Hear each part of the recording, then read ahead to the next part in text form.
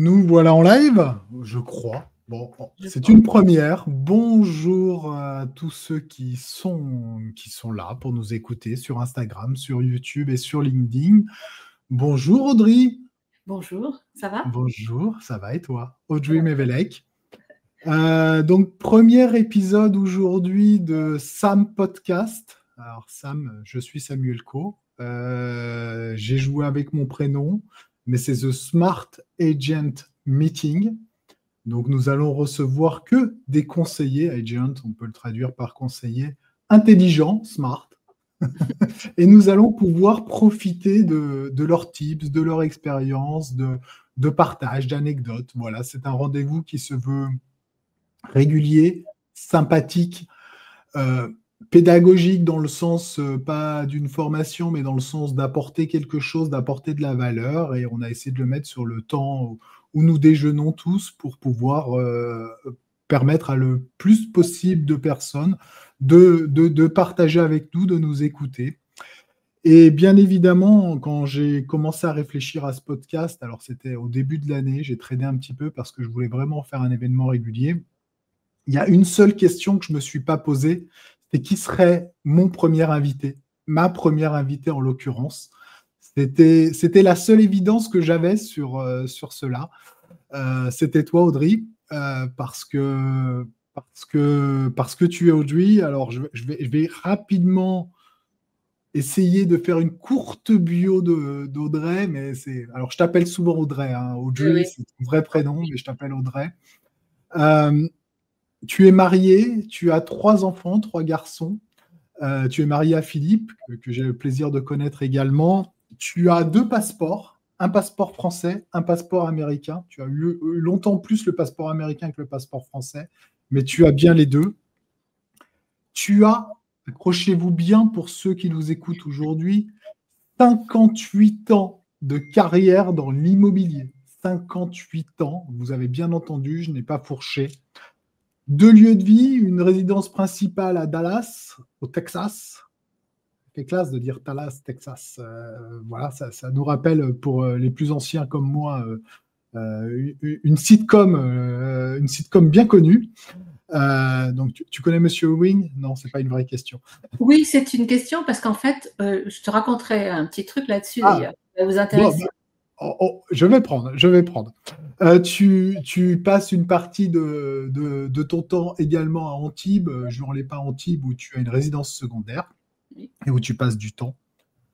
Tous les deux, on se connaît depuis une vingtaine d'années, pour faire court. Donc, c'est une belle amitié professionnelle qui est plus qu'une amitié professionnelle aujourd'hui. Mais voilà, on peut considérer qu'on se connaît assez bien et qu'on a eu à interagir à différentes périodes, dans différents contextes. Mais on aura peut-être l'occasion d'y revenir. Qu'est-ce que je peux dire encore? Tu as exercé ta profession de conseiller en immobilier, d'agent immobilier aux USA, mais également en France, où tu connais bien le système, où tu as été à l'origine de XP France et où tu m'as accompagné pendant un certain nombre de mois. Donc, tu connais bien le modèle des deux côtés de l'Atlantique. Et ça, juste ça, c'est déjà un attrait incroyable. Tu es rédactrice en chef. C'est parce que je suis tellement fluent en anglais que des fois, ça fourche. Tu es rédactrice en chef de Castle on Estates, qui est une revue de luxe dans l'immobilier que tu distribues digitalement, mais que tu distribuais de façon papier auparavant. Mais tu t'es adapté à l'époque actuelle. Tu es créatrice, je ne sais pas si tu es présidente, mais avec notamment ton fils Olivier, que je connais bien aussi, de Global Marketing Agent, que moi j'ai connu sous le nom, et je crois que j'étais un des premiers abonnés, ou en tout cas membres. J'ai connu sous le nom d'IRES, je me rappelle encore, je le revois dans ma vitrine à l'époque, International Real Estate Agent, spécialiste. Le S, c'était spécialiste. International Real Estate Specialist, qui est devenu aujourd'hui Global Marketing Agent, qui a au moins 20 ans également. Oui, aussi. Tu es écrivaine, puisque tu as publié des romans. Tu es peintre. Tu es maman, je l'ai dit. Tu es grand-maman également. Oui. Voilà, donc un profil assez complet pour ce premier épisode, et peut-être que ça éclaire nos auditeurs, que ça soit ici en live, parce que je ne l'ai pas précisé, Mais nous sommes en live et c'était une volonté de ma part que de publier ce podcast sur toutes les plateformes. Par la suite, Apple Podcast, il va être sur la chaîne YouTube dédiée, il va être visible pour tous ceux qui... Enfin, visible, oui, puisqu'il y a la vidéo, mais également audible pour tous ceux qui le souhaitent. Mais j'avais vraiment la volonté de le faire en live parce que le montage, c'est trop facile, se tromper, c'est trop facile. Et quand on se trompe, il faut que tout le monde en profite. Si on dit des bêtises, il faut que tout le monde en profite. Donc voilà, c'est plutôt mon tempérament. Bonjour Audrey, merci d'avoir accepté l'invitation et merci d'être là aujourd'hui et de passer cette heure avec moi, avec nous, pour partager un petit peu de ton expérience. Après cette rapide, j'espère, introduction, j'ai envie de te poser une première question. Audrey, l'immobilier, 58 ans, comment tout a commencé? Oh, c'était très simple en fait. À l'époque, je travaillais chez un notaire et notre plus gros client, c'était une agence immobilière. Et je pense que je devais être la seule qui parlait anglais, allemand, français, un peu d'italien, un peu d'espagnol. Et j'étais pas, normalement, je n'aurais jamais dû faire de l'immobilier, mais cette agence, c'était vraiment, pour moi, c'était, je la regardais avec envie. C'était quelque chose d'exceptionnel de pouvoir vendre des biens immobiliers, mais surtout, ce qui était intéressant à l'époque, c'est que Juan-les-Pins et Antibes, on était à la phase de reconstruction. Donc, les gens achetaient des propriétés pour en faire des immeubles. Et donc, ces immeubles, il fallait les vendre. Et on n'était pas nombreux à Juan-les-Pins et à Antibes, il n'y avait pas autant d'agences immobilières que maintenant. Donc, c'était intéressant. Et moi, j'aime ce qui est intéressant, j'aime le challenge, j'aime... c'est vrai que le fait, tu sais, Antibes et Juan-les-Pins, ce n'était pas une grande ville, c'est toujours pas d'ailleurs, et on n'avait pas beaucoup d'étrangers à l'époque, mais on en avait qui arrivaient, puisque un des promoteur qui a construit les deux plus grands immeubles de Juan-les-Pins et d'Antibes était anglais. Donc, il fallait absolument vendre aux Anglais et aux étrangers. Et moi, ça me plaisait de pouvoir faire profiter de mes connaissances linguistiques. Ça me plaisait. J'étais très jeune. Hein. Je n'avais pas encore mon permis de conduire, c'est pour vous dire. Donc, ça a été quelque chose. Et le fait de travailler dans cette agence, j'ai vu le début de l'agent immobilier. Mon patron, c'était quelqu'un d'extraordinaire, que je trouvais vieux, mais à l'époque, il n'avait même pas 45 ans. Et pour moi, c'était un vieux. Oui, il était jeune, mais il était brillant. Et il avait engagé d'autres jeunes, un peu plus âgés que moi, parce que moi, j'étais vraiment très, très jeune. Et ces jeunes gens sont devenus eux-mêmes, après, leurs propres patrons. Ils ont ouvert des agences. Pratiquement toutes les agences d'Antibes sont des anciens de cette agence, pour dire que c'était quand même assez exceptionnel. Et il m'est arrivé... Oui. Et il m'est arrivé une petite aventure il n'y a pas très longtemps. J'ai rencontré un agent immobilier, un jeune, mais je trouve qu'il ressemble à quelqu'un que je connais. Et il me donne sa carte. Effectivement, le nom de famille me dit quelque chose. Et moi, je lui dis, oh là là, j'ai bien connu votre papa, il était dans l'immobilier. Il dit oui. Et après plusieurs rendez-vous, on a parlé de tas de choses. Il s'avère que ce n'était pas son père que je connaissais, c'était son grand-père.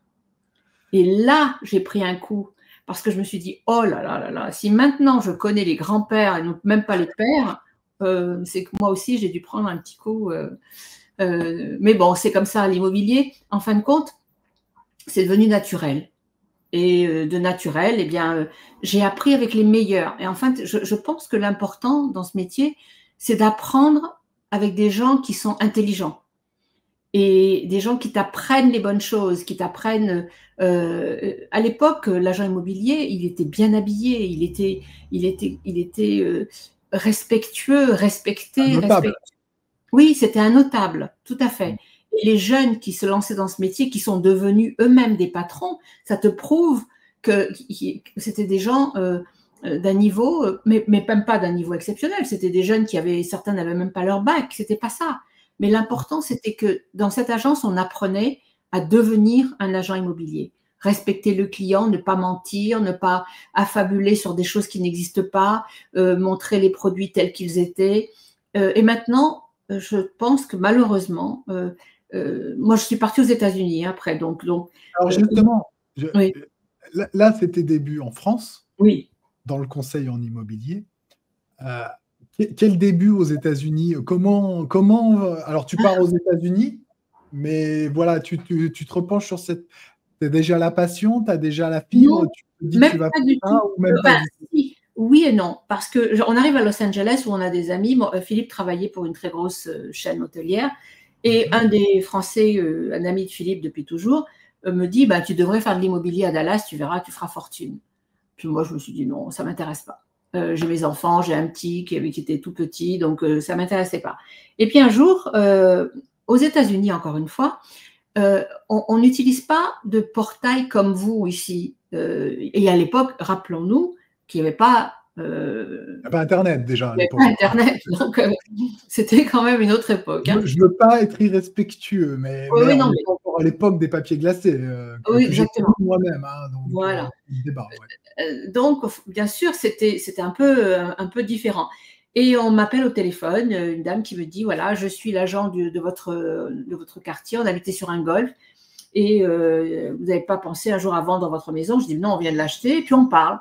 Et puis, la façon de parler, elle me dit mais vous n'avez pas fait de l'immobilier par hasard? Je lui dis oui. Elle me dit mais pourquoi est-ce que vous ne viendriez pas dans notre agence? Je lui ai dit bah, pourquoi pas. Elle me dit mais venez boire un café avec moi la semaine prochaine. Et ça a commencé comme ça. Bon, il fallait refaire toute l'éducation parce que là, aux États-Unis, c'est pas comme en France. Aux États-Unis, il faut passer un examen qui est très compliqué. Enfin, au début, il était très compliqué. Maintenant, ça s'est un peu assoupli. Mais il fallait apprendre, il fallait refaire les classes à l'université. Donc, moi, je me suis réinscrite à l'université. J'ai fait toutes mes classes et je me suis présentée pour passer l'examen. Tout le monde m'a dit, vous ne l'aurez pas du premier coup. Ça, c'est un peu comme pour le permis de conduire. Vous ne l'aurez pas du premier coup. Il ne faut pas me dire ça à moi. Et donc, j'arrive, la dame m'installe, et c'était à l'époque, il y avait quand même des ordinateurs pour passer le test. Mais alors, pas du tout comme en France. Les tests, c'est maintenant vous avez ça, mais à l'époque, moi, quand j'ai passé mon bac, on n'avait pas ça. C'était des questions, il y a 3 questions, il faut choisir laquelle. Puis, il faut choisir la réponse. On vous pose une question et il faut choisir la réponse. Vous connaissez tous ce principe, moi, je ne le connaissais pas. Et donc, j'arrive devant cet ordinateur. Déjà que je m'étais trompée de route pour y aller, j'étais un peu en retard, enfin, c'était limite. J'ai cru que c'était en japonais. Et je dis à la dame qui était là, je dis, mais madame, moi, je ne peux pas le lire, c'est pas en anglais, c'est en japonais. Elle me dit, OK, on arrête tout, allez à la cafétéria, allez manger un petit machin de chocolat, prenez un coca et vous remontez. Je suis remontée, j'ai passé mon test, et elle m'a dit, oui, vous l'avez eu. Donc, belle anecdote. Oui, merci bon, de voilà. Et donc, j'ai commencé comme ça. Et cette agence, c'était une petite boutique, en fait. Petite boutique veut dire qu'en Amérique, il n'y avait toujours pas d'agence avec des affiches. Comme ici, on a des vitrines. Ça n'existe pas. Ça n'a jamais existé. Ce sont des buildings. En général, la petite agence, elle a 50 agents. Et la grande, celle où Jean et Frederick étaient, il y avait 500 agents. C'est pour te dire que ce n'est pas du tout le même dimensionnement que chez nous, non. Non. Et donc, on ne vit que par les appels téléphoniques qui sont générés par les signes qui sont postés devant les maisons quand elles sont à vendre. Donc, on a… Alors, attends, je t'arrête juste là parce que je pense que c'est assez intéressant pour ceux qui nous écoutent.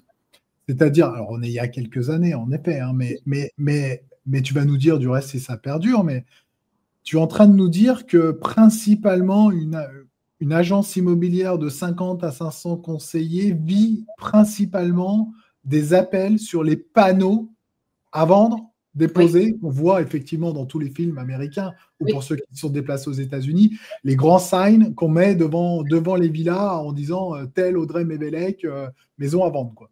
Absolument. Et tu nous dis. Oui, c'est exactement ça. Donc, les 50 agents, on a comment on appelle ça, un schedule, je ne sais plus en français. On nous donne une feuille, si tu veux, toutes les semaines, et on doit choisir les heures à laquelle on va être présent dans l'agence et on va être au téléphone.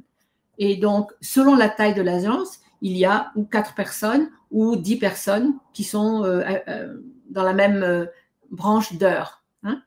Et il y a une réceptionniste, et la réceptionniste prend les appels et elle donne l'appel chacun son tour. Donc, quelquefois, on tombe sur quelqu'un qui veut vendre, quelquefois, c'est juste pour un renseignement, quelquefois, donc, on n'est pas certain tous les jours de recevoir un vrai client, mais c'est comme ça qu'on fait notre business. Et les annonces, les agences principales ne font pas de publicité à la télévision, à part Remax. Remax est la seule, je crois. Peut-être un peu Century 21, mais Coldwell Banker n'en faisait pas à l'époque. Keller Williams n'en faisait pas non plus.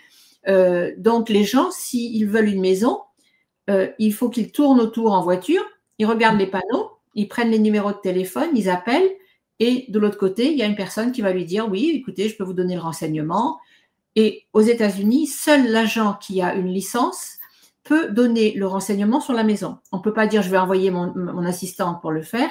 L'assistante n'a pas le droit de donner le prix de la maison ou de donner des renseignements importants. Donc, on est obligé, même si on est un agent très célèbre, on est obligé de faire du téléphone. C'est obligé. Et après, bon, les choses ont évolué, bien sûr, hein, parce que maintenant, il y a encore les phone duty, mais beaucoup moins. Parce que maintenant, le phone duty a été remplacé par l'Internet et par les sites comme Realtor.com ou Redfin ou d'autres qui te font payer pour que ton nom soit affiché en premier, même si ce n'est pas ton listing. Je te parle de ça dans les années 90. Il n'y avait pas de réciprocité entre les agences. Maintenant, elle existe. Elle existe depuis peut-être 99, 2000 peut-être, où on a le droit de prendre le bien d'une autre agence et de le mettre sur son site Internet à condition de mettre le nom de l'agence. Non pas de l'agent, mais de l'agence. C'est-à-dire que je comprenne bien, aux États-Unis aujourd'hui, moi je suis XP, on va faire simple, je vois un bien chez Remax qui me plaît, qui correspond à ma cible, aux clients que j'ai l'habitude d'avoir ou que j'aime travailler, peu importe, ou à mon quartier. Je peux le mettre sur mon site internet comme ça, à partir du moment où je cite l'autre agent? Alors, oui et non, parce que c'est pas toi, c'est pas ton site à toi, c'est le site de la compagnie.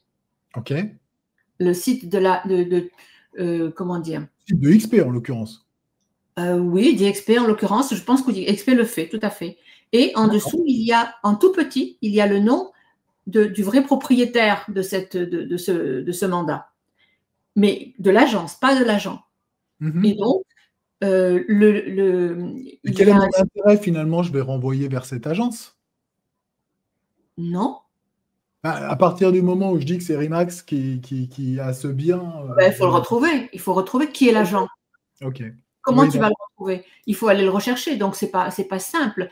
Le but de l'Internet, c'est de faire des choses rapides et simples. Quand tu es un client et que tu vois un truc, tu t'en fiches un peu si en dessous, il y a marqué en tout petit. À partir du moment où, si tu cliques, tu as quelqu'un qui te donne le renseignement. Envoyer un message et toi, tu vas le recevoir, quoi. Voilà. Et il y a donc ils appellent ça, je ne sais même plus comment ça s'appelle en Amérique, ça fait tellement longtemps que je ne l'ai pas fait, le CRM qui va envoyer des notifications sur ton téléphone et tu vas avoir 3 heures pour répondre. Si tu ne réponds pas, ça passe à quelqu'un d'autre. C'est ça maintenant le nouveau phone duty d'avant, si tu veux. Alors, je te remercie de ces éclairages. Effectivement, je l'ai dit en introduction, 58 ans dans l'immobilier, donc tu n'as pas fait uniquement que ça chaque jour de ces 58 ans, mais c'est quand même une vraie passion qu'aura animé, il y aurait eu un vrai fil conducteur, j'ai envie de dire. Tu as vu arriver tellement de choses.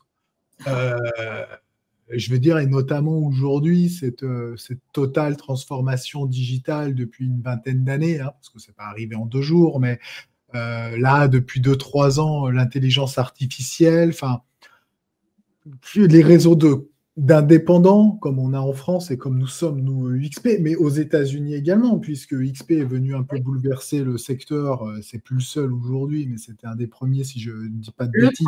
Le premier et le seul pendant quelques temps à être avec un réseau d'indépendants, hein, comme nous le sommes dans pas mal de pays. Alors, ce n'est pas le cas en France, mais c'est ailleurs.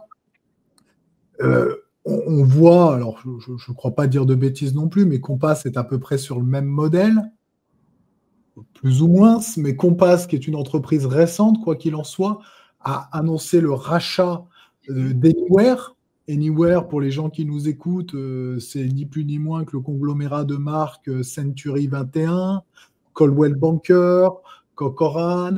Voilà, tout ça fait partie d'Anywhere qui a été racheté par Compass, que je pense pas beaucoup de ceux qui nous écoutent connaissent. Donc c'est vraiment, on est, alors je n'emploierai pas le mot de révolution, mais si, les choses changent. Ceux qui étaient les mastodontes d'hier deviennent les rachetés d'aujourd'hui. Quelle vision tu portes là-dessus? Quel recul, avec ton recul, comment tu vois ces choses-là? Mais écoute, ça a toujours existé en fait, hein, parce que les petites agences, par exemple, à Dallas, il y avait, je sais pas, peut-être une vingtaine de boutiques avec, là aussi, 30, 40 agences, 50 agences. C'était des petites agences qui ont été rachetées après. Abio, par exemple, pas Abby Halliday. Abby Halliday est toujours restée elle-même. Mais Abio a été racheté par Coldwell Banker. Coldwell Banker a racheté, et c'était pas Coldwell Banker le même. Il y avait deux Coldwell Banker. Il y avait Coldwell Banker Realogy et Coldwell Banker NRT. Donc ça faisait deux. C'est un peu bizarre parce que les Français ne peuvent pas comprendre. Quand tu dis Coldwell Banker, tu crois que c'est une seule marque, mais en fait c'était deux marques. Donc après ils ont fusionné. Tout le monde fusionne.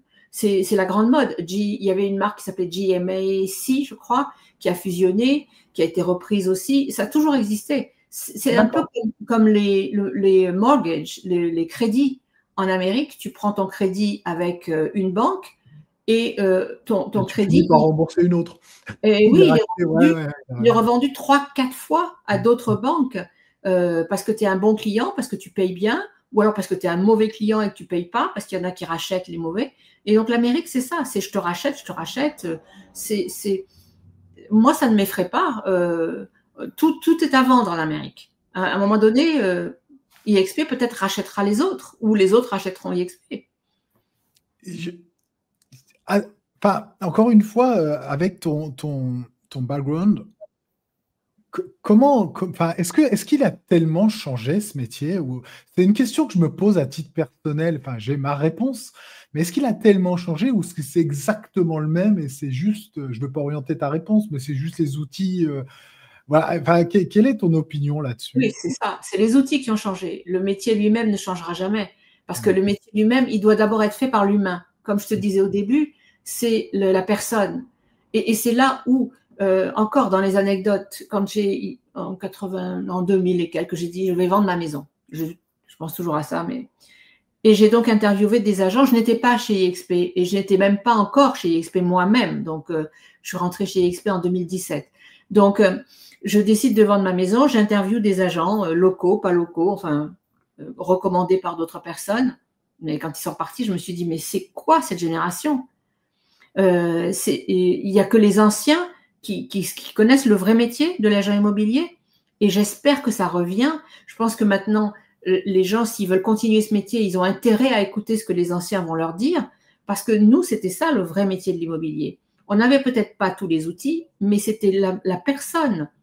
Je vois chez IXP, ceux qui réussissent, c'est leur personne. C'est parce qu'ils mettent d'eux-mêmes.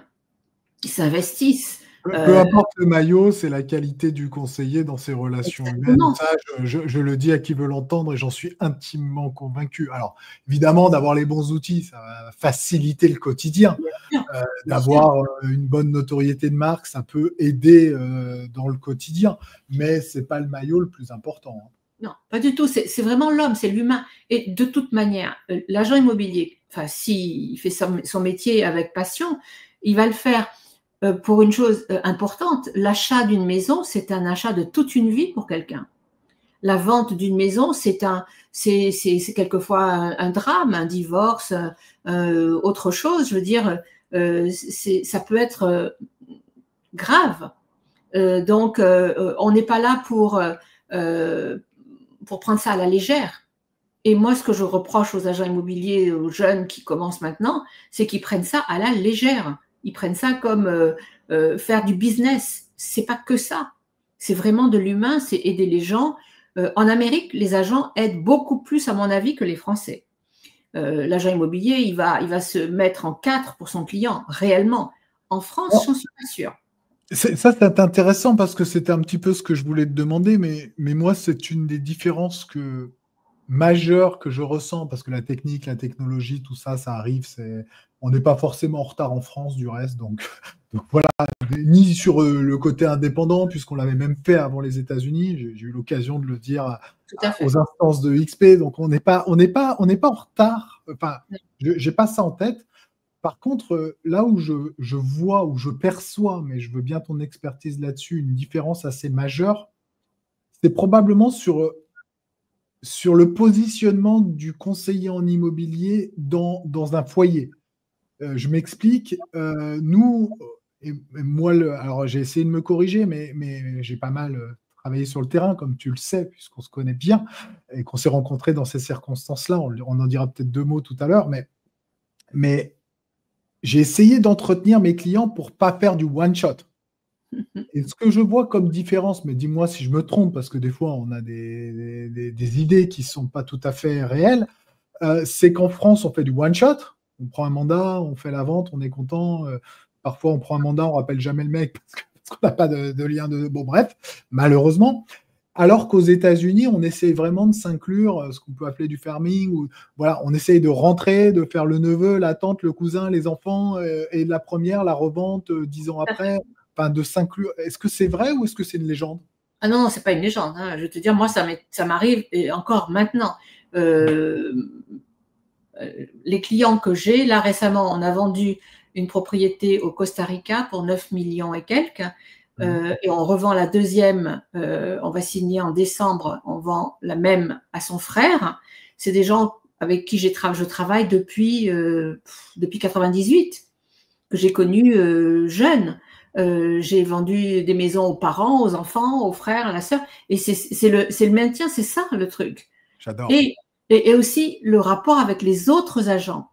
Moi, je suis connue aux États-Unis pour étant quelqu'un qui fait de l'international. Donc, je récupère des clients parce qu'on me les envoie. C'est les autres agents qui me les envoient. Pourquoi? Parce qu'ils savent que moi, je peux le faire. Alors que quelqu'un d'autre va dire, mais moi, je ne sais pas faire. Eh bien, demandez à Audrey, elle saura. Si tu regardes quelquefois sur quand on avait Workplace sur EXP, Ask Audrey.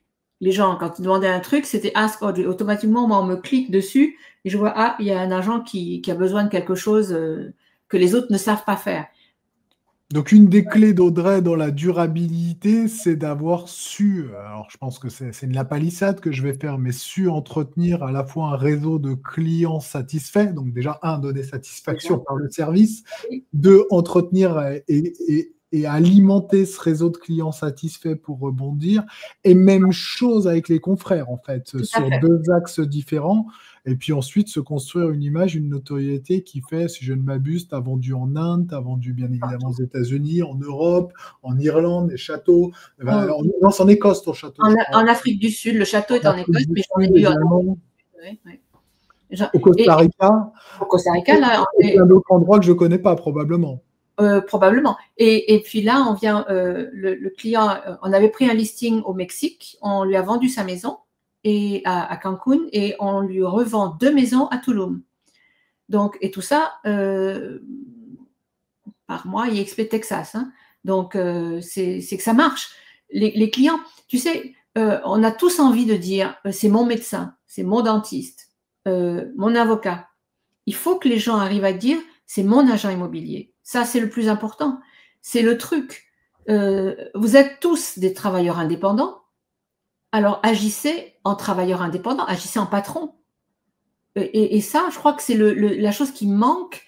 Peut-être que c'est dans l'éducation qu'on donne aux jeunes aussi. Hein. C'est le cas aux États-Unis, on est d'accord. Hein. Oui. Enfin, je veux dire, les conseillers sont des patrons. Enfin, en tout cas, tout à fait. On est tous moi, je suis un agent indépendant, j'ai une licence. Mais il y a cette mentalité, ce mindset, pour employer le mot anglais, voilà, j'attends de personne, je fais.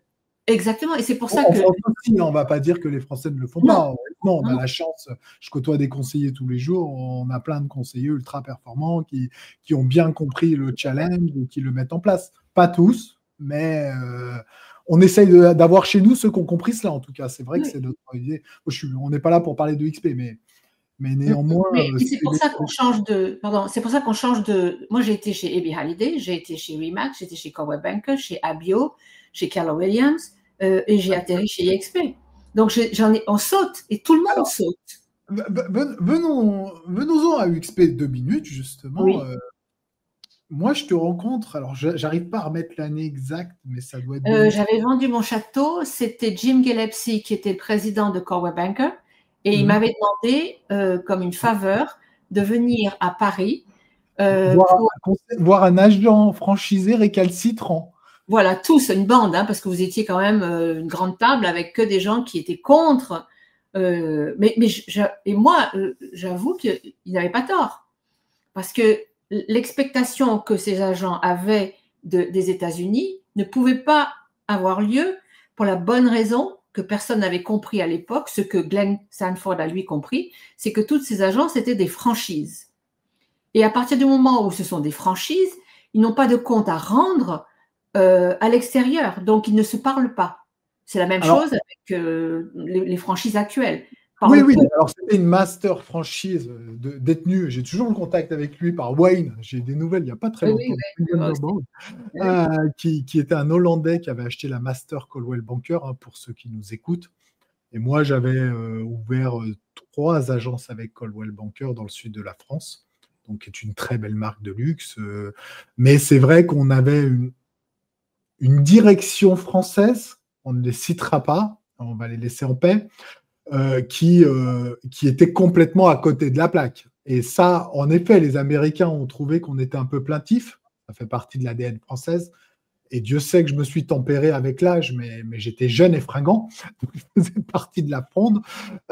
Mais néanmoins, il y a quand même eu une réalité, puisque si ma mémoire est bonne, le directeur général de la franchise, enfin de la partie française, repart pour être en garde à vue. Et il faisait pas tout bien, hein, loin de là. On n'était pas fous non plus, hein. Donc les Américains ont été satisfaits quand même. Ils t'envoient en intermédiaire, en diplomate, et c'est là où on se rencontre. Exactement. Tu étais assis à côté de moi, à ma gauche. Tu te dis, il y a un pénible dans cette salle. Non, mais on a bavardé alors qu'il y avait un anti-bois qui était là, que je connais toujours, hein, et qui m'avait pris de haut d'ailleurs, parce qu'il m'avait dit, ouais, mais vous êtes Coldwell Banker. Et puis, mais non, moi, je suis peut-être un agent Coldwell Banker, mais je suis un agent, je suis là pour vous montrer que vous êtes des indépendants quand même. Et à vous de vous gérer et à vous de... C'est le cas, hein. Moi, je sais que l'expérience Coldwell Banker reste très bonne parce que j'ai utilisé la marque. J'ai fait mon métier. Alors, c'est pas Coldwell qui m'a appris à le faire, je l'ai appris tout seul comme un grand. Et ça m'a permis, comme tu le sais, de vendre un certain nombre de biens de très haut de gamme. Voilà, j'en ai très bien vécu. J'étais juste déçu de la contrepartie que j'avais pour mes 8%. Je dépassais le taux d'un droit de marque classique et que je n'avais pas grand-chose d'autre qu'un droit de marque. Mais bon, c'était un autre débat. Donc, de cette époque-là, à peu près 2005-2006, on reste en contact. Pas super régulier, mais on reste en contact. Et en plein confinement, tu m'appelles en janvier ou février, peut-être février 2020. Je ne sais même plus les dates. Mais... on est confiné, hein, c'est le premier confinement. Oui, parce que moi, je suis rentrée chez XP en 2017. Et je suis rentrée parce que Jean Frederick m'a supplié de l'écouter. Et je ne voulais pas. J'avais décidé, j'avais pas rendu ma licence parce qu'aux États-Unis, je l'avais gardée active. Parce que si on la garde pas active, elle se perd, il faut repasser tous les examens. Et moi, je n'avais pas envie de tout recommencer. Encore une chose, là, les examens aux États-Unis, tous les 2 ans, on repasse un examen d'office. Tous les 2 ans, tu as un examen pour confirmer ta licence. Tout à fait. Et il n'est pas simple, hein, je vais te dire, tu y passes la journée ou tu le fais sur Internet et c'est quand même la journée. Donc, moi, au bout d'un moment, je connais toutes les questions, je connais toutes les réponses. Ça fait depuis 98 que je le fais, tous les 2 ans. Donc, tu vois un petit peu le nombre de fois. Je crois que j'ai dû gagner le machin. Par cœur, non? Oui, mais chaque fois, ça me dit, ah, vous avez déjà fait celui-là. Vous avez sortez-moi des nouveaux parce que je les ai tous faits déjà. pour revenir en arrière, parce que là, je crois que je vais perdre le fil de ce qu'on disait. Donc, c'est Jean Frederick qui veut absolument que tu l'écoutes. Voilà, et il appelle mon fils et il lui dit, dis à ta mère qu'elle écoute. Et puis, moi, j'écoute pas parce que j'écoute pas toujours. Et le film était de 40 minutes. Je me suis dit, je vais pas me faire 40 minutes de Jean, hein, non. Et puis, mon fils me demande encore 50 fois. Je dis, bon, je vais le faire. Et je le fais. Et en faisant autre chose. Et j'entends un truc. Il dit à tout le monde d'ailleurs, il dit, et si on vous disait aujourd'hui d'acheter des actions de Blockbuster ou d'acheter celles de Netflix. Que feriez-vous? Netflix, bien entendu. Blockbuster, c'était un truc où on allait louer les films dans une boutique. Oui, non. c'est pas très connu en France, mais c'était les Non, vidéos. c'est pas connu en France, mais en Amérique, j'ai dit non, évidemment. Eh bien voilà, il a dit, et XP, c'est la même chose. Et donc là, ça a pris mon attention parce que je me suis dit, là, on va aller à l'international. On va vraiment y aller. Donc j'ai appelé Jean, je lui ai dit alors, il m'a dit oui. Il m'a dit, je ne peux pas te dire quand, mais je vais te présenter à Jason Gassing, qui était à l'époque le CEO et qui s'occupait de tout. Et c'était un type extraordinaire. Et donc je parle avec lui. Et il me dit oui. C'est toujours un type extraordinaire. Hein. C'est toujours un type extraordinaire d'ailleurs. Hein. Et donc, il me dit, mais je ne peux pas vous dire quand. Je dis, moi, c'est bon. À partir du moment où j'ai votre parole que c'est moi, je suis. Et donc, tous les 6 mois, il m'avait dit en novembre, tous les 6 mois, je le rappelle, il me dit, vous êtes très persistante. Je lui dis, ça oui. Et un jour, il m'appelle, il me dit, ça y est, on va le faire. Trouvez-moi quelqu'un. Moi, j'ai plein d'idées. Qu'est-ce que vous cherchez? Il m'a dit, il va falloir que vous me proposiez quand même plusieurs candidats. Sinon, on ne peut pas aller que vers un. Je dis, c'est pas de problème. Et donc, je lui présente, sachant très bien ce que je faisais, parce que je te parle. Attention, nous sommes en live. Hein. Oui. Non, mais je te... montage, hein. non, je te parle et oui, attention. Et je me dis, bon, moi, j'ai ma petite idée, je sais ce que je veux, hein, je sais faire la différence entre les gens qui sont capables et les incapables. Ça, je pense que j'ai cette possibilité. Et donc, je dis non, pour moi, c'est Samuel. Donc, avec Jason, on en parle. Il me dit oui, mais il va falloir mettre un peu de confiture sur sur la petite tartine, présenter d'autres choses qui ne vont pas marcher. Et comme ça, on pourra présenter Samuel. Et Samuel, ça sera le candidat. Il t'avait accepté d'ailleurs, parce que je crois qu'on avait eu un rendez-vous. Je t'ai retrouvé dans le métaverse avec un board, avec Glenn, Jason, il y avait Jim Bramble, notre avocat. Et il y avait encore, il y avait, je ne sais plus qui. Non, je crois que c'était à peu près tout. Oui. À l'époque, il devait y avoir... Ouais, enfin, c'était le board, quoi. Enfin, oui. Et oui, il y avait, comment il s'appelait? Sam Rodriguez. Et ça... Sam Rodriguez qui après, lui, est parti dans une autre marque après, hein, plus tard. Faire le Growth International. Voilà. Et qui était très gentil et qui n'y connaissait rien, et qui m'avait dit, Audrey, moi, j'y connais rien, alors je vous laisse faire. Je dis, ok, ça me va. Mais surtout, j'avais l'aval de Jason Gassing. Moi, je disais, et tu le sais, hein, parce que je te l'avais dit. Du reste, tu insistes auprès de moi. Enfin, on va pas faire oui, plusieurs fois. Hein. Mais parce que oui, je suis pas hyper motivé par l'aventure, puisque j'ai déjà une aventure entrepreneuriale qui fonctionne bien. Je comprends que c'est un gros truc, mais c'est encore un peu flou, en fait, finalement. Bon, aujourd'hui, beaucoup moins. Hein. On vient de dépasser les 700 conseillers. On n'est que 4 ans et demi après, enfin 5 ans bientôt. Donc, c'est beaucoup moins flou. Mais c'est vrai que même du côté UXP, c'est flou le départ à l'international. Ah oui, tout à fait. On voit comment c'est rodé aujourd'hui dans l'équipe de Félix Bravo. On est en train, je crois qu'on lance le Japon jeudi et la semaine prochaine la Corée. Bon, là, ils sont sur place. Enfin, ça n'a rien à voir. Moi, on me dit de faire un webinaire avec des personnes et avec Michael qui parle en anglais à l'époque. Bon, c'est pas tout à fait évident, mais on est là. On a tenu. C'est très bien passé, hein, le début. Mais pour te dire que l'idée d'origine, si tu veux, d'EXP, c'est ça qui a fait toute la différence par rapport à toutes les autres franchises qui existent. EXP est vraiment la seule qui peut faire un lien entre les agents et qui peut vraiment ouvrir des pays d'une manière plus logique. Et on a besoin de ça. On en ouvre une quinzaine en 1 an et demi. Hein, donc, à l'époque, hein, ce qui était peut-être trop du reste avec un tout petit peu de recul. C'est pour ça qu'il y a eu une phase de consolidation et que là, on repart à l'international. Mais oui, c'est vrai qu'il y a eu un moment, le même trimestre, quand la France s'ouvre, c'est 4 pays. Hein, c'est le Portugal, la France, l'Inde et l'Afrique du Sud en même temps.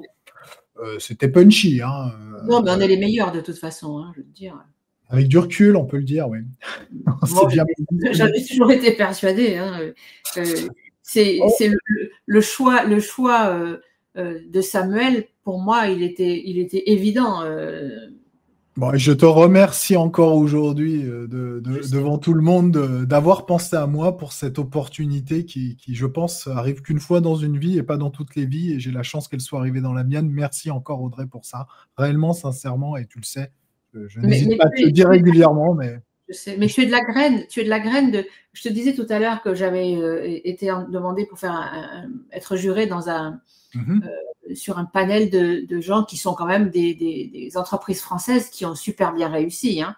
Et dans les 4, donc je te disais tout à l'heure, il y en a un qui est le fondateur de Criteo, l'autre de Meilleurs Agents.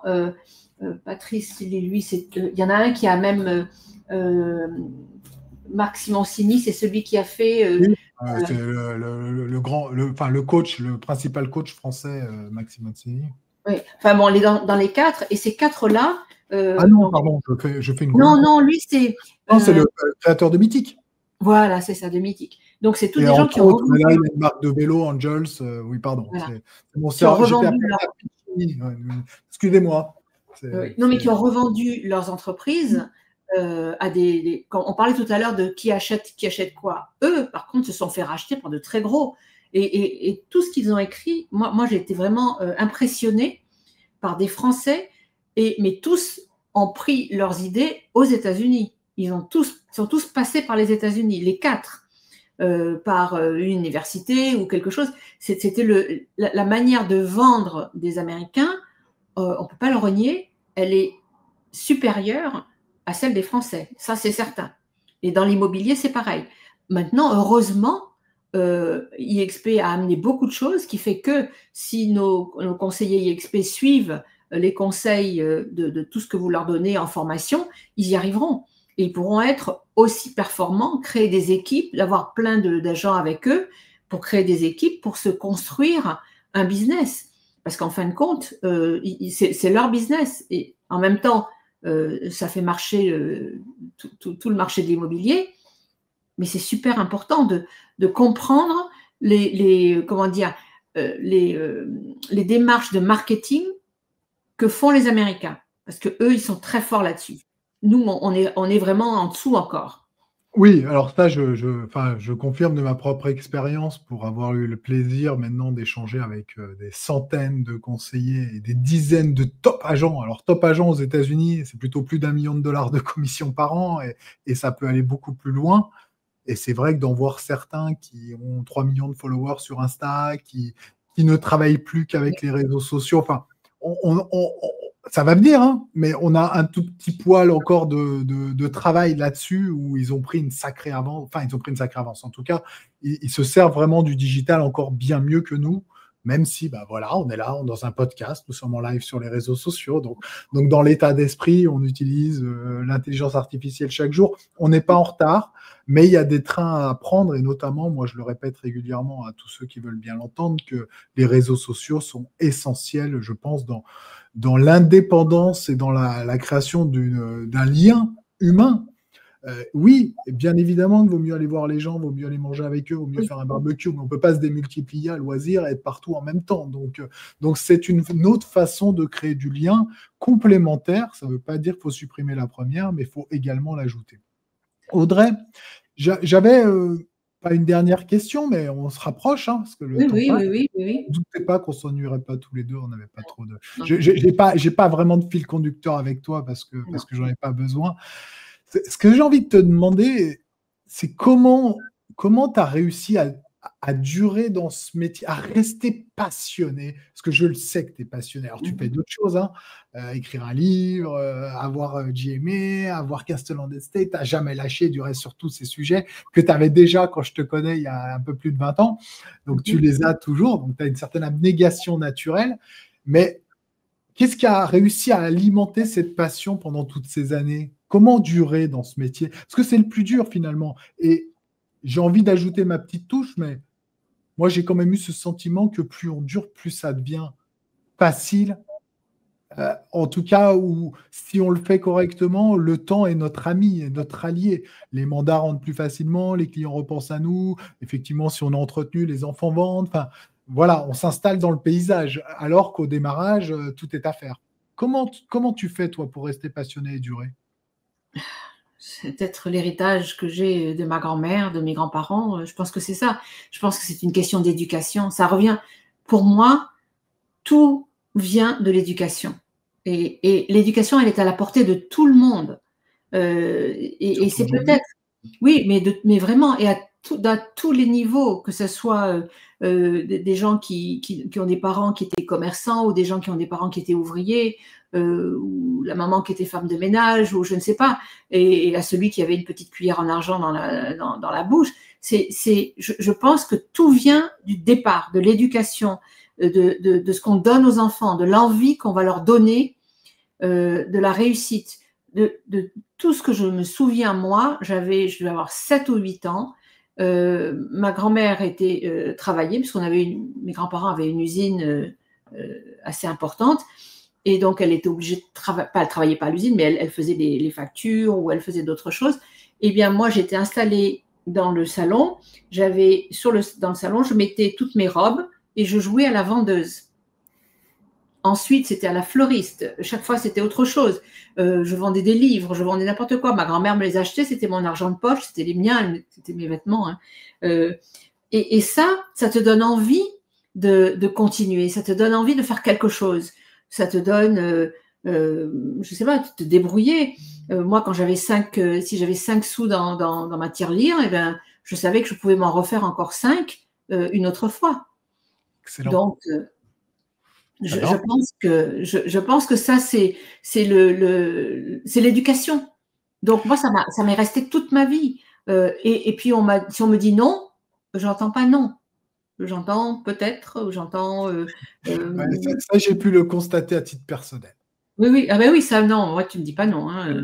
Ou alors, le non n'est pas fait du tout regret. Non, c'est parce que et dans l'immobilier, et donc c'est partout, c'est la même envie, le désir de bien faire, le désir de travailler. Moi, j'aime travailler, je n'aime pas rester sans rien faire, je m'ennuie si je ne fais rien. Donc c'est pour ça que j'écris, je peins, je fais plein de trucs. J'ai des périodes où ça va me prendre, et là je viens d'écrire un bouquin, entre autres, j'ai plein de choses à faire, mais tout vient de mon éducation. Et j'ai essayé de donner la même chose à mes fils, et je suis très contente parce que mes 3 fils et mon fils adoptif, n'est-ce pas, vous avez tous cette envie, la même chose. C'est moi le fils adoptif. Hein, oui, c'est toi. Hein, oui. Et donc, de donner cette envie de réussir, de faire quelque chose de ta vie. Je me souviens encore, j'ai fait une réflexion un jour à un gars qui balayait dans un magasin et il faisait la tête. Je lui dis, vous savez, vous ne devriez pas faire cette tête. Vous balayez, ben, soyez content, vous avez au moins un job, vous balayez. Il y a des tas de gens qui n'ont même pas le job. Faites ce que vous faites avec plaisir. Si vous n'avez pas envie de balayer aujourd'hui, ben, faites autre chose, apprenez un autre truc pour faire autre chose demain. Et il m'a dit, ce que vous faites avec plaisir. Je l'aime bien, cette phrase. Oui, mais c'est la vérité. Et tu rentres dans les boutiques, j'ai eu des commerces, hein, j'ai fait plein de choses en dehors de l'immobilier. Chez moi, on n'entre pas dans ma boutique sans acheter quelque chose. Et c'est la même chose pour l'immobilier. Si tu ne te casses pas la tête pour tes clients, ben, tu n'auras plus de clients. Et je te disais, les Américains, eux, pour ça, ils ont tout compris, mais ils le font dès la plus jeune âge. Mon fils Neil, il avait 4-5 ans, il était dehors sur la pelouse, et j'avais fabriqué du jus de citron, et il vendait ça aux gens qui revenaient du golf. Les gens s'arrêtaient parce que c'était rigolo, c'est un petit enfant. Et il avait tout préparé, il avait fait son stand avec des dessins. Et tu sais que, alors je suis obligé de te couper, mais tu sais qu'elle est amusante ton anecdote, parce que mon fils Antoine, qui est mon plus grand, nous étions en vacances en Espagne, bon, peu importe, il devait avoir 5-6 ans, et il avait fait de la citronnade avec sa maman, et il vendait la citronnade devant la maison. Il y avait un golf juste en dessus, aux gens qui passaient en vélo, qui revenaient du golf. Donc, et on ne s'était pas donné le mot là-dessus, mais finalement, mauvaise graine, hein. Exactement, mais et ça vient de qui? Ça vient des parents. Si tes parents t'autorisent à faire ces choses-là, ben, ils t'encouragent. Donc, si vous avez des enfants, encouragez-les à faire n'importe quoi, mais au moins de le faire, encore une fois, avec plaisir. C'est pas la peine de faire. Moi, je vois les gens, oui, moi, je sais rien faire d'autre. Si, tu sais faire plein de choses, mais essaye de t'améliorer, essaye de prendre un bouquin, lis. Il y a tellement de choses qu'on peut faire. Et que les Américains, vraiment, depuis l'enfance, font bien mieux que nous. L'éducation qu'ils donnent à l'école, elle est meilleure que la nôtre là-dessus. pas sur le reste. Au niveau des mathématiques, du français, de la littérature, ils sont zéro. Même littérature américaine. Mais par contre, de l'envie de travailler, l'envie de savoir ce qu'ils vont faire quand ils vont être plus grands, ça, tu veux être avocat, eh bien, tous les jeudis, au lieu d'aller en classe, puisqu'ils sont, enfin, pour des élèves de 14-15 ans, hein, je parle, eh bien, on va t'avoir un rendez-vous et tu vas aller travailler au tribunal pendant 2 heures ou regarder simplement ce qui s'y passe. Tu veux être médecin, eh ben, tu iras dans les hôpitaux, tu vas regarder, tu veux être coiffeur, n'importe quoi. Un côté pratico-pratique, en fait. Oui, mais ben, on en a besoin. On a besoin et c'est ça, moi, c'est ça qui me mène, en fait, compte. Hein. C'est l'envie de voir les gens réussir, de ne pas être jaloux des autres. Hein. Ça, c'est un grand truc. En France, on a peut-être un problème, c'est que dès qu'il y en a un qui réussit, eh bien, on va lui casser les pattes pour pas qu'il réussisse. Et l'Amérique, c'est l'inverse. Plus vous réussissez, et plus on va. Quel pays est entre les deux? Ça existe ou pas? Il n'y a que des extrêmes? Peut-être le Canada. Canada, plus mesuré. Ouais, d'accord, ouais, intéressant. Ouais, c'est vrai. C'est Peut-être vrai le qu'ils ont Canada, anglo-saxon, mais en tout cas pour le Québec que je connais un peu mieux, ils ont un peu des deux. il faut prendre ce qu'il y a des deux. Il n'y a pas un côté néfaste en France ou un côté néfaste en Amérique. Il faut faire les deux. C'est ce que j'ai fait, moi, là, pour cette aventure-là, parce que j'ai été un peu rebelle, parce qu'on a une culture française et on a nos spécificités, on est tous sauf américains. Néanmoins, il y a quand même plein de bonnes choses qui se font de l'autre côté de l'Atlantique, donc d'essayer de prendre un peu des deux. Bon, après, il n'y a jamais de recette miracle, hein, mais c'est vrai que c'est intéressant d'avoir des deux, parce qu'il y a un côté quand même pro-business. Tout à fait. Qui, en tout cas, dans nos vies de chefs d'entreprise, puisqu'on est tous des entrepreneurs, est assez intéressant. Ou autrement, il faut qu'on fasse autre chose. Et personne n'oblige personne à faire ce qu'on fait. Mais si on a décidé de le faire, comment tu as dit? Ce que tu fais, fais-le avec plaisir. Enfin, c'est pas tout à fait ta formulation, mais j'aime bien l'état d'esprit de cette phrase. Tu l'auras en vidéo. On l'aura en vidéo, on pourra le relire. Bon, bah écoute, c'est pas mal. Ça, t'as je sais pas, une anecdote que tu avais envie de nous partager pour clôturer ce premier podcast, ce premier Sam podcast qui restera dans mes annales, en tout cas pour moi-même. Je sais pas. Ouais, j'en ai tellement j'en ai tellement vu. Une anecdote immobilière, oui, j'en ai une d'immobilier, oui, une que j'ai racontée d'ailleurs à Lisbonne quand on a fait le colloque sur le luxe. Je venais d'arriver aux États-Unis, je change d'agence et je vais dans cette grande agence aussi des Hallyday, très luxe. Et j'arrive pas vraiment, moi, en tant que Française, à tutoyer les gens. Et alors bien, en Amérique, c'est facile, c'est you, mais il faut les appeler par leur prénom. Et moi, c'est pas un truc qui me plaît beaucoup. J'aime bien qu'on m'appelle madame. J'aime pas trop que d'emblée, on me tutoie et qu'on me dise Audrey. Ça me plaisait pas trop. Et donc, au téléphone, quand il fallait prendre des gens qui vous posaient des questions, j'arrivais pas à le faire. Et ma voisine, qui était une dame qui était très âgée à l'époque, et qui m'a dit, écoute, fais ce que je fais. Et alors, elle prend le téléphone et elle dit, elle s'appelait Wynonna, et elle dit, this is Wynonna talking, and what is your name? Elle demandait directement au client. Et moi, ça, j'arrivais pas à le faire. Et donc, elle me dit, voilà, j'ai fait comme ça, maintenant à toi. Le téléphone sonne, c'est à moi de prendre, et moi, ce que je dis, this is Wynonna, and what is your name? Et le client m'a appelé Wynonna, jusqu'à ce que je lui dise 3 jours plus tard, mon prénom, c'est pas Wynonna. Et je suis française. Il m'a dit, je me disais bien que Wynonna, c'était pas un prénom français. Et il est resté mon client pendant de nombreuses années. Donc ça, c'est mon début. Parce que je voulais faire comme les Américains. Il fallait donc que j'apprenne à faire comme eux. En fin de compte, c'est ça. Il faut comment dire, s'intégrer. Il faut s'habituer aux coutumes d'un pays. Et il faut s'intégrer. Sinon, on va rester un expatrié et on va être catalogué comme étranger. Enfin, moi, c'est comme ça que je l'ai senti. Et ce que tu n'as pas dit, ou que tu as dit indirectement et que je crois savoir, et ça s'applique à tout le monde, mais c'est aussi l'histoire d'un des fils conducteurs de ta carrière, c'est de fréquenter les meilleurs. Ah bah oui. Comment s'élever, c'est d'être, bon, ça c'est une banalité là également, mais on n'est pas là que pour dire des choses qui bouleverseront les gens qui nous écoutent, mais fréquenter les meilleurs permet de s'élever à chaque instant, et ça c'est une certitude. De tout, mais fréquenter les meilleurs, mais savoir rester à sa place aussi, hein, ça c'est important. Sinon tu les fréquentes pas longtemps en fait. Exactement. Mais c'est-à-dire que tu as plusieurs sortes de clients aussi. Quand on parle client, tu as plusieurs sortes. Hein. Tu as les nouveaux riches et tu as les anciens riches. Les anciens riches, on ne se comporte pas avec eux comme on se comporte avec les nouveaux riches.